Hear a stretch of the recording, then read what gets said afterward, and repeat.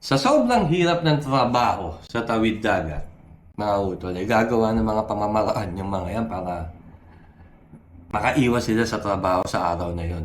Nung una, yung iba, hinihiwa nila yung mga kamay nila. Talagang hiwa, pare, hiwa. Lalapit sa empleyado na nadisgrasya ako doon eh. Oh, naano ako ng sanga eh. Oh, empley, ikaw dadaling ka sa klinik. Susuriin ka. Gagamutin ka sa klinika. O di yung isang araw mo lusot. Lusot yung pare. Pero kinabukasan, utol. Balik trabaho ulit. Yung excuse mo kahapon lang yun. Okay na yan. Nagamot na, di ba? O, trabaho ka na ulit. Yun no, saan punta galing? Tara utol, makinig tayo sa mga kwento ng may patunay. Makinig ka para di ka maligaw. Yun no, dito na naman si Bosyo. Bago ang lahat, gusto ko munang batiin ngayon ng isang magandang araw, magandang hapon, magandang gabi, hanggang madaling araw. Sinagad ko na yung pagbati mga utol, para walang magtampo. Kamusta mga utol kong mahal? Kamusta ang buhay-buhay? Ika nga ni Bossing. Bossing! Ano na naman ba pag-uusapan natin, Bosyo? Siyempre, ano pa ba? Ano pa ba gusto nyo? Gusto nyo ba yung kapitbahay nyo na may kalaguyo sa ibang barangay? Alay ko! Wag yun! Hindi nating konteksto yon. Baka maipatawag tayo sa Senado. Alay ko talaga. Siyempre, ang pag-uusapan natin mga utol tungkol sa isang taong nangulungan. Yun! Huwag na nating pakialaman yung buhay ng kapitbahay natin. Kita ko kagabi. Joke lang. Itong isasalaysay at ikikwento ko, ito'y paglilinaw lamang mga utol. Ayon sa mga hindi nyo pa alam o yung mga maling paniniwala na nakikita nyo sa isang inmate. Kung paano napupunta sila sa tawid dagat o destino. O, di ba? Medyo interesting.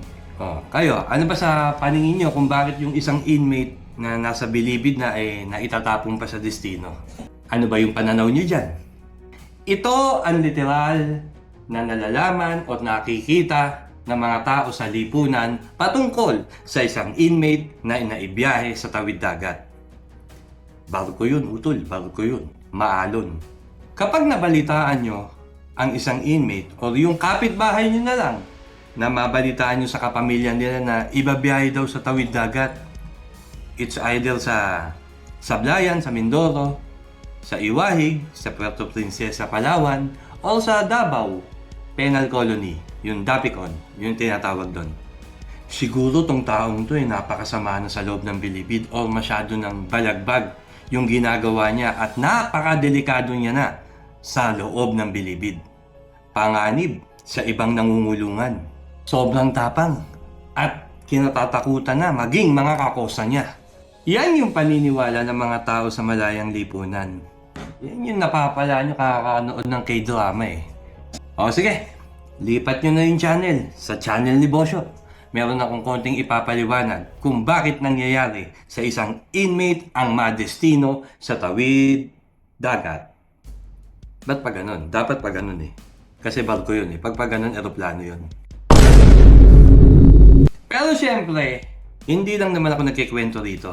Kailangan iproseso natin yan para mas maunawaan at maintindihan ninyo. Doon muna tayo sa City Jail. Habang ang isang inmate ay nasa City Jail, ay nililitis pa lamang ang kanyang kaso. Hindi pa siya akusado. Suspect pa lamang siya.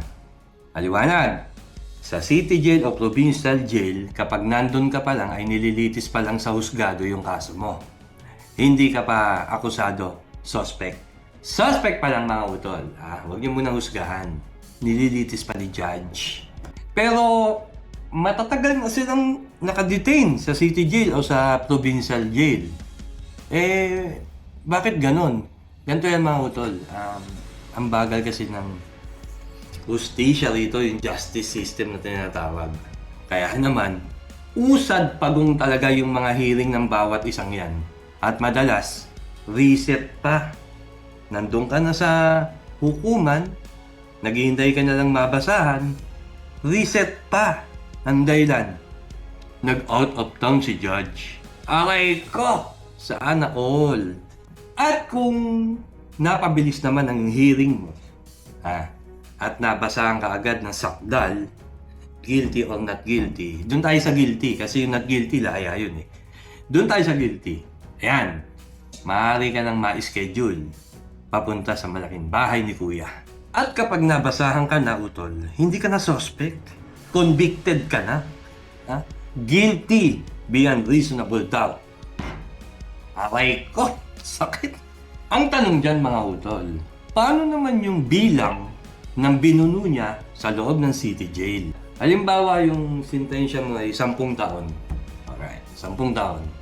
Yung binuno mong 5 taon dun sa city jail, ibabawas yun sa 10 taon mo. So, 5 taon na lang bubunuin mo sa loob ng bilibid.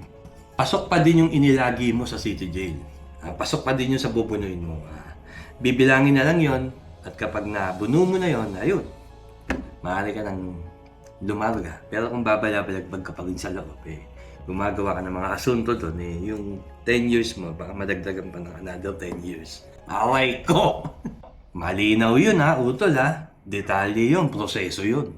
Tara, mag-road trip tayo papunta sa Munti.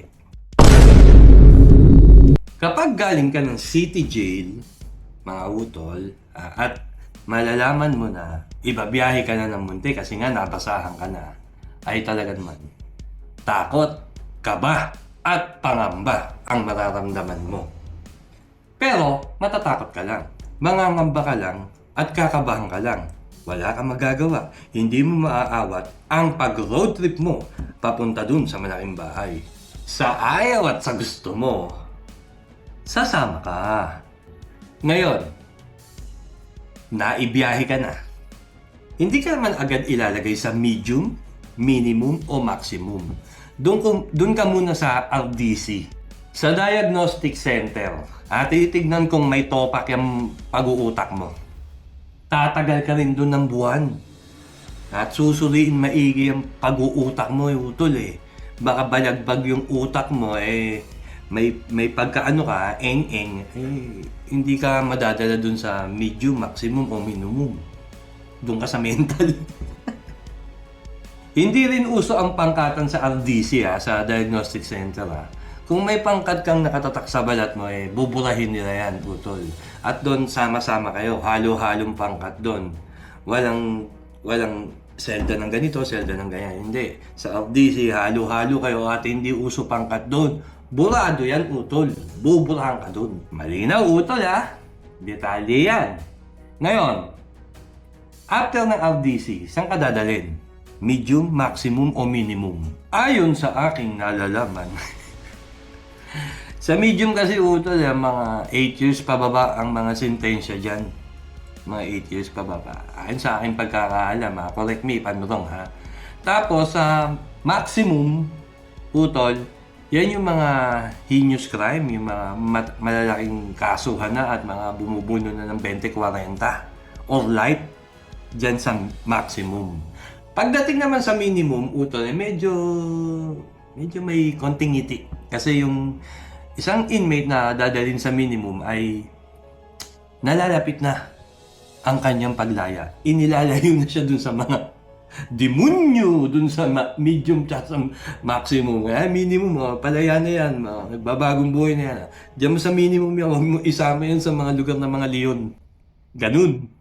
Malinaw Malinaw. Tandaan mo, hindi kita ililigaw. Pero ang malaking tanong kung bakit na ibabiyahe pa yung mga nasa bilibid sa tawid dagat? Nandun na nga sila sa bilibid, sa munting lupa, sa malaking bahay. Pwede na naman nilang bunuin o tapusin yung sentensyang ibinigay sa kanila ng husgado doon. Bakit kailangan pang itawid dagat yung mga yan? Ito utol konting paglilinaw lamang to sa abot ng aking makakaya. Inuulit ko utol, hindi lahat ng pangyayari o nangyayari sa loob ng kulungan ay alam ko. At lalong, hindi nyo din alam yan. Magaling lang kayong kumuda. Kuda ng kuda. Ganito yan mga utol, maaari naman talagang naka-schedule ka na maibiyahe doon. Depende yan sa direktor o sa mga BJMP. Depende yan sa kanila kung ito si itawid dagat na natin to. Minsan naman, karapatan ng isang inmate na tanungin din siya ng direktor o ng mga empleyado doon o ano, gusto mo ba sa destino? Depende din sa yan kung papayag ka o hindi. Tatanungin ka, saan mo gusto? Sa Sablayan sa Mindoro? Sa Puerto Princesa sa Palawan? Sa Iwahig? O sa Davao? Ay, mamimili ka. Depende pa rin kung gusto mo. At may ibang dahilan pa kung bakit ka na ibabiyahe sa tawid dagat, mga utol. Iba pa, ito yung hindi nila alam. Wala kang tulong sa pangkat. Pabigat ka sa pangkat, utol. Merong ganun. Patamad-tamad ka, pakupad-kupad ka, palagbag yung galawan mo. Kahit mga kakosa mo, sinasaktan mo. Ang ending, iaapela ka ng mga nanunungkulan doon para itapong ka sa tawid dagat. Real talk yan. Hindi nila alam yun, Napupunaan nila kasi sa'yo na magaspang talaga yung pag-uugali mo. Okay pa, given. Given kung sa pangkat mo magagawa yung pambabalagbag mo, yung pananakit mo, yung pambabalukol mo. Paano kung sa ibang pangkat mo gawin yan? Paano? Nagkagulo na. Nadamay na ang hindi dapat madamay. Para hindi na lumaki ang gulo at hindi na dumating sa kabilang pangkat yung kagaspangan na ugali mo, i-request ka na. I-request ka na, boss, hapon yun na yan. Tagalid yan. Damay-damay yan. Eh di, yun. Di mo alam, no? Ninanakawan mo yung mga kakosa mo habang natutulog sila. Bawal yun. Matik naman talaga. Sa bawat kasalanan na ginagawa mo, matagal ka o hindi ka matagal dyan, paparusahan ka pa rin. Ayon yun sa pag-uutos sa loob. Tatakalan ka, paparusahan ka, pero kahit ganun yung mga nangyayari, ay paulit-ulit mo pa rin ginagawa sa mga kakosa mo to. Ang nakaka-alarma doon, baka gawin mo din sa kabilang pangkat yun. Ako, rap mahiyan, utol. Magkakagulo talaga. Gagawa ng paraan ng mga nanunungkulan. Papanik sa taas upang iapila ka. It means, i-request ka na itapon muna doon sa tawid dagat. Para naman sa iyo yun, utol, at para sa pangkat, at para sa ikatatahimik ng mga pangkat doon sa loob ng bilibid. Kailangan na kasing agapan yung ganyang pag-uugali Mahirap na, tol. Pag umugong yan at nagkaroon ng kaguluhan, maraming madadamay. Kaya, sakripisyo ka na lang. Diba? Hindi ka naman nila kayang saktan o kamayin o tapusin, mas maigi kung destino nyo na lang yan. Kakosa pa rin naman namin yan Itapon nyo na lang yan doon. Magpahinga na lang yan doon. Bahala siya doon. Basta dito, kailangan namin maging safe at payapa ang bawat isang inmate sa loob ng bilibid. Yun yung real talk doon. I-request ka, i-apila ka. Kaya, tawid dagat ka. Maayon doon, utol magsusuka ka. Good luck, tsaka have a safe trip. Tama ba? Yun. Ay paniniwala pa yung mga tao dito sa lipunan na kapag ibiniyay doon sa tawid dagat, marami raw tinira. Marami raw, tinumba. Yan yung paniniwala nila Masagot ko lamang yung mga ganong paniniwala, mga utol Unang-una, kapag ikaw tumira ron, na kahit isang beses lang, naku, hindi ka naman talaga maitatawid dagat agad. Lalo na't wala namang request o apila sa'yo. Ang gagawin sa'yo, ibabaltolina ka ng medyo matagal-tagal. Yun yung parusa doon sa mga napatunayang tumira ron sa isang tao doon. Sa kabilang pangkat man yan o sa kakosa mo, matik Bartolina muna. Bartolina, wala pa yung tawid dagat, wala pa nag-request Yan talaga yung dahilan kung bakit naipabiyahe ang isang inmate sa tawid dagat. May nag-request o kaya in-schedule ka na talaga ng mga nasa taas. Sagad-sagarin na natin ang gala. Punta na tayo sa tawid dagat. Sakay tayo bangka. Ay hindi, barko pala. Maliit yung bangka Tataob yun. Patay tayo dyan. Sa pagkakataong makita mo ang pinuntahan mo sa tawid dagat, it's either sa Mindoro, sa Palawan, o sa Davao yan, ay magugulat ka at mamamangha. Maaliwalas, mahangin. Kulay luntian ang kapaligiran. Maaliwalas. Ayos! Ganda! Ang mga nakikita mo, mga nakatambay, nagkikwentuhan, naglalaro ng basketball, ay talagang ayos Okay pala dito sa tawid dagat. Sana dati pa. Talaga ba?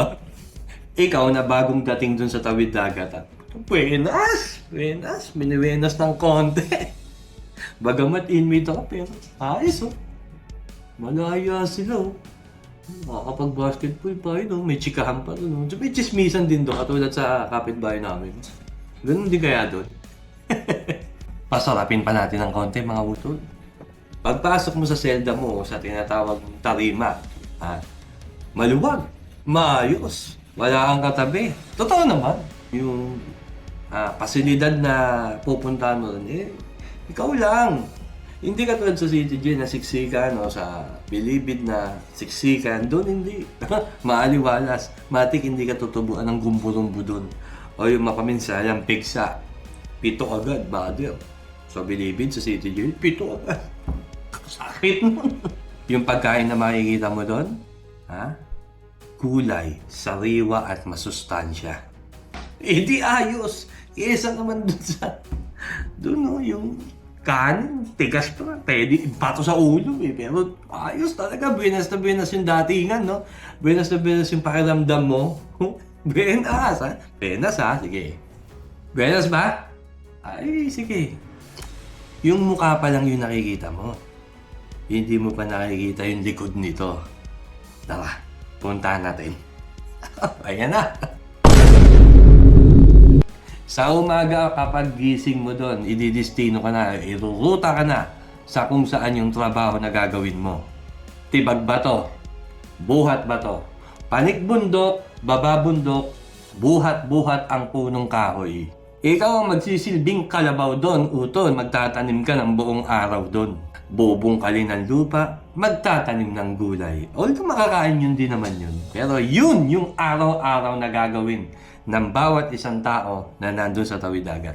Ganon yung sistema ng trabaho mo araw-araw sa tawid dagat, utol. Ano? Sarap pa ba? Buenas pa ba? Hindi pwede yung pahiga-higa, pahinga-pahinga na katulad ng ginagawa mo sa Bilibid na hindi ka masita ng mga kakosa mo dahil nire-respeto dahil may kapangkat ka nila. Doon hindi pwede, walang pangkat din sa loob. Sa loob ng tawid dagat. Walang pangkatan doon. Halo-halo kayo. Magtatrabaho kayo. Pare-parehas kayo doon. Hindi uso pangkatan doon, utol. Magtatrabaho kayo ng walang tigil. At ito pa malupit. Halimbawa, nilalagnat ka. Magdadahilan ka. Boss, kasi nilalagnat po ako eh. Isa lang sasabihin yan. Bumangon ka, tumayo ka, pumanik ka ng bundok, pagpapawisan ka, tanggal yung lagnat mo. Hindi lulusot eh, hindi uubra yung mga dahilan mo eh. Talagang kahit may sakit ka doon, tayo. Walang excuse dito, pare panik bundok, tibag ba to, buhat ba to, tanim. Ganon, kung ano yung nakatawa ka sa'yo, trabaho pa rin, tatayo at tatayo ka pa din. Ano, buenas pa? Kung ikaw ay maswerte sa pangungulungan mo sa Bilibid dahil dinadalaw ka ng pamilya mo, continuous naman yung dalaw nila, di diyan ka na magmumukmuk ngayon sa tawid dagat, hindi ka na madadalaw dyan, layo niyan. Lalo na kung nasa Manila yung mga kamag-anak mo, isipin mo pupunta pa sila ng Mindoro, Palawan, tsaka Davao para lang makita ka ng isang araw. Hindi na. Hihintayin ka na lang ulit nila mapunta ng Bilibid. Doon ka na nila dadalawin, no? Diba? Buenas, no?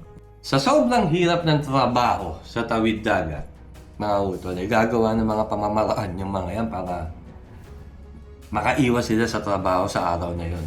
Nung una, yung iba, hinihiwa nila yung mga kamay nila. Talagang hiwa, pare, hiwa. Talagang ganyan. Lalapit sa empleyado na nadisgrasya ako doon eh. Naano ko ng sanga eh. Siyempre, ikaw dadaling ka sa klinik. Susuriin ka.